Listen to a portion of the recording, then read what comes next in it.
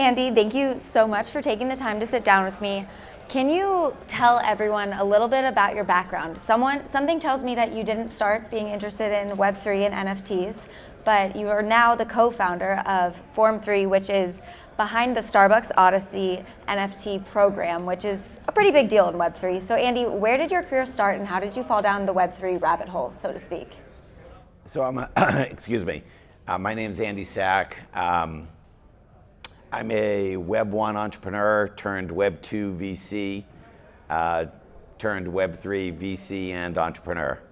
I've spent 25 years in technology, originate in Seattle, and as relevant to Form3, I spent 7 years working directly for Satya Nadella at Microsoft, consulting on innovation and digital transformation. And then launched a Web3 VC fund of funds that led to the creation of Form3. Andy, tell us a little bit about how Form3 came to be, and very well known, your Starbucks Odyssey program. What are the trends you saw in Web3 that led you to creating Form3 and really led you to be interested in Web3 loyalty? So I purchased my first Bitcoin in 2014. As a Silicon Valley investor, I heard about it, and actually at an event like this, someone sat down and was like, "Oh, you got to check out this Bitcoin and Ethereum, it's real." And so I did, and then I didn't look at it again until like 2018, and I was like, "What the hell is this?" And so I've always gravitated towards tech and finance, and so I naturally was interested in it.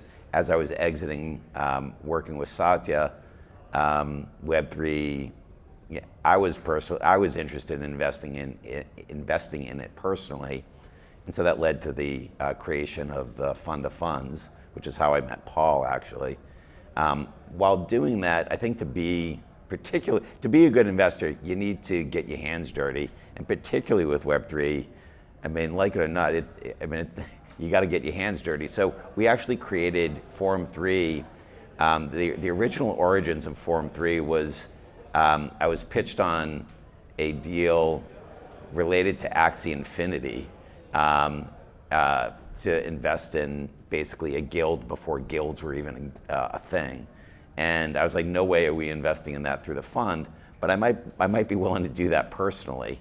And so Form3 became basically the operational experimental arm of the fund. And basically it just sort of grew and took up more and more time. And I got more and more interested in that.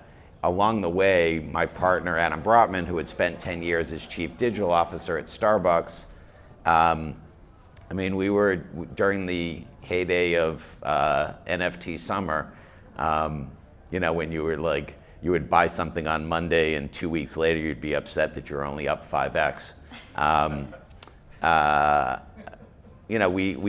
We deployed capital in our biggest mistake. We made two big mistakes. One is we didn't deploy more capital, and two was we didn't sell more at the height.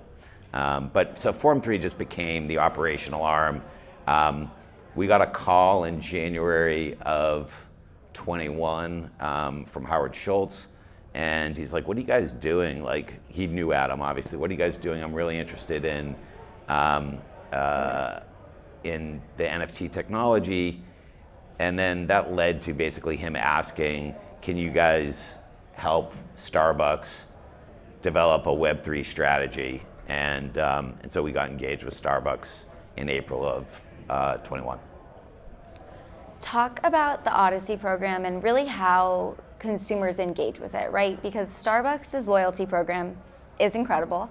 First, as someone that collects her digital stars and redeems them every week, I'm a big fan of it. And they saw this trend early and really wanted to get into the space to engage that community.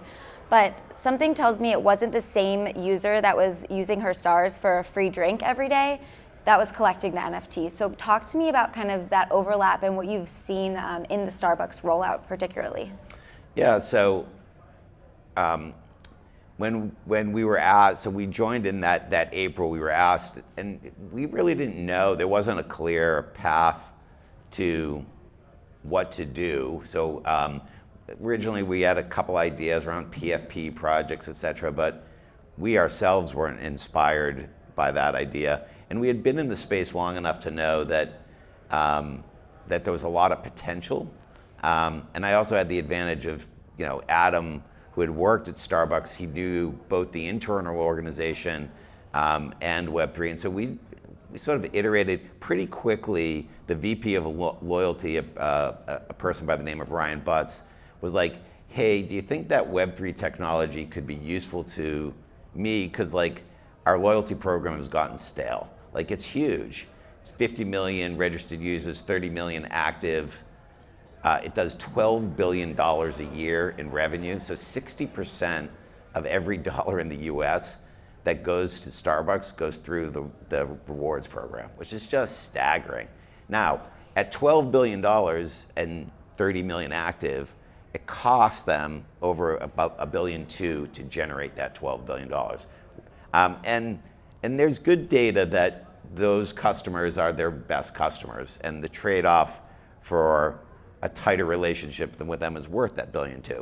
But he had ideas of what he wanted to do with loyalty, and he thought the Web3 technology might have some ability to allow him to. What did he want to do?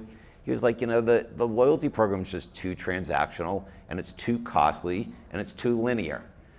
Could you help me make something that was more engaging, better for the brand, and oh, by the way, more profitable? And so with that charter, really, Adam and I kicked this thing up in a room, just brainstorming, and we iterated with Ryan. He played a meaningful role as a sounding board, and the idea behind a gamified next generation loyalty system was born. It's worth noting the timing, because we got hired April 1st. Howard Schultz came back as CEO, and I think in May or June, Luna crashed. You had the Three Arrows Capital, the Luna crash, Celsius was all in there. And then the announcement was September. So in September it got announced, and there was a lot of buzz. Basically one press announcement resulted in 7 figures of signups. The press loved it. And then it was slated to launch in December. 2 weeks before, FTX crashed. And so just before, up until we launched, I wasn't sure it was going to get launched. But in fact, December of 22, Starbucks Odyssey launched. And I'm happy to report that they've renewed, and there are green shoots around the thesis.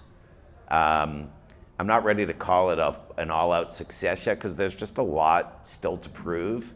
And to your question about sort of who's the audience, there are hundreds of thousands of people playing Starbucks Odyssey. It's integrated. It's a separate web app, and you need to be a rewards member to be able to play Odyssey. And why do I say that there are green shoots, is that the thesis that there can be a better storytelling, more engaging application that has better economics, although all 3 of those things are proving true. And so now it's a matter of them continuing to iterate, scale it, continue to add value, and basically not fuck it up. All fingers crossed. Yeah. You keep saying this word engaging. What do you think really makes Web3 so much more engaging, and NFTs and all these tools from a commerce perspective? This panel is about Web3 commerce, and I'm interested to hear your opinion on how communities of commerce brands are really engaging through new technology, and why maybe your thesis is that it's so much more engaging. So I don't think, Web3 is more engaging because it's complex, hard to use, and has money attached to it. So for those reasons, when you send money and it's hard to use, you're anxious and want to make sure it lands. So I actually don't think by definition Web3 technology is engaging. I think the way Starbucks is using it makes all the sense in the world to like it. Their loyalty program, their old loyalty program of buy 10 get one free, that works. Like people, but the story that they're telling in this gamified app that you can go on customer journeys, you can do things online, you can do things in store, you can earn points, you can redeem those points and get rewards. That's more engaging. So that has nothing to do, I mean, it happens to be on Web3, but it has nothing to do with the technology per se. It's that it's got a excellent business use case. So would your thesis be that Web3 technology integrated with the consumer journey should be in the back end, or do you think there should be some aspects of Web3 technology in the front end of the consumer journey? I don't understand the question. Do you think that the consumer should know they're engaging with Web3 tech? No. No. No, I mean, when I engage with technology, I never want to know about the tech. And how have you onboarded people to Starbucks Odyssey given that? I mean, when I log into a Microsoft PC, like having Windows pop up, it's like, oh, you're on Windows. I'm like, no, I don't care if I'm on Windows. I just want the damn thing to work. Fair. Andy, you're also doing something very interesting with Hive 3. Can you share a little bit about how not only are you guys thinking about the consumer journey with Web3, but also with AI? Yeah, so it's a great question. It's worth noting we conceived of and helped architect and have been strategic advisors to Starbucks. We built no Web3 technology. We do not own any of it. Starbucks owns all of it. We continue to be engaged with Starbucks as strategic advisors. When Decasonic made the investment, we had grand plans, and Adam and I, having been a consultant before, were very clear that we did not want to be consultants as a day-to-day activity. So we were willing to consult with Starbucks as a start, and we learned a lot and continue to learn a lot in our partnership with them. And when we raised money, we were like, well, we're going to raise, because we were profitable at the time that we raised capital. We were like, look, we want to raise capital because we want to build a tech platform. And so fortunately, Decasonic made an investment as well as a few others, and we were able to, and we have most of the capital that our investors gave us, still the same amount that we raised in November. But we just announced this week our next platform, and it's called Hive 3. So what is Hive 3? Let me tell you first what Forum 3 is. When Adam and I sit down and what do we think about, we are on a journey which started sort of before Forum 3 started. We're on a journey to answer a simple question. And the simple question is, how do you responsibly unlock exponential creativity using convergent technologies for brands? That's what we're about. So when you think about what is Starbucks Odyssey, it's the application of new technology to the loyalty program at next generation loyalty program at Starbucks. As we have been on that journey and watched what happened with Odyssey, also turns out not only did FTX crash 2 weeks before Odyssey, it turned out that ChatGPT launched within a week of Starbucks Odyssey. And that synchronicity of timing, as soon as we launched, I mean, I remember in January of this year, which is just staggering to think about, saying, Adam, gee, I think this is going to be really part of our business. Like, you should be playing with this. And at that time, I was using it frequently. Fast forward to what we launched with Hive 3. Hive 3 is the first of its kind competitive league for AI prompters. And you can think of it a little bit as a esports of AI prompting. And there's also going to be we're also working on a show. So sort of like if you've seen the British baking show, like it won't be as boring. I mean, the British baking show is it's charming. It's British. It's British charming. But there's going to be we're developing a show as well, and it's all focused on really highlighting the creativity unlock that comes with AI, and highlighting those prompters is really the next as athletes. As you're looking at AI and Web3, what predictions do you have about how it's going to impact the commerce and consumer journey as the way consumers engage with brands? I think that, I've been talking at times with Paul about this. I think that AI is going to drive the use case of blockchain in a much needed and necessary fashion. And I think the thing that prevented blockchain took off because of really the amazing it was a massive casino and the cash and speculation. Turns out people like to gamble. But I think that what happened with ChatGPT and you saw that at their adoption, I've said you sit someone down for 15 seconds at a ChatGPT window, they come away going, oh my God, like, wow, that was amazing. And you sit down with someone down for 15 minutes with a blockchain thing and they're like, ooh. That was tough. Yeah. So I think it's that first experience, I think, and you're seeing, I do not, by means, I'm launching this, it's super important for me to mention that we're trying to answer the question that I mentioned earlier at Forum 3, how do you responsibly unlock exponential creativity using convergent technologies for brands? You have to pay attention to what's going on in Hollywood. The disruption to our society that AI is going to cause, I don't think I'm prepared for, and I read about this stuff every day. It is non-trivial. That said, I think it's also super exciting, and like many things in life, the genie's out of the bottle. So you sort of have to just sort of have to plow on. So I think I answered your question. You did. I'm not sure if Grace is going to give me a time check. 5 minutes. Does anyone have any audience questions?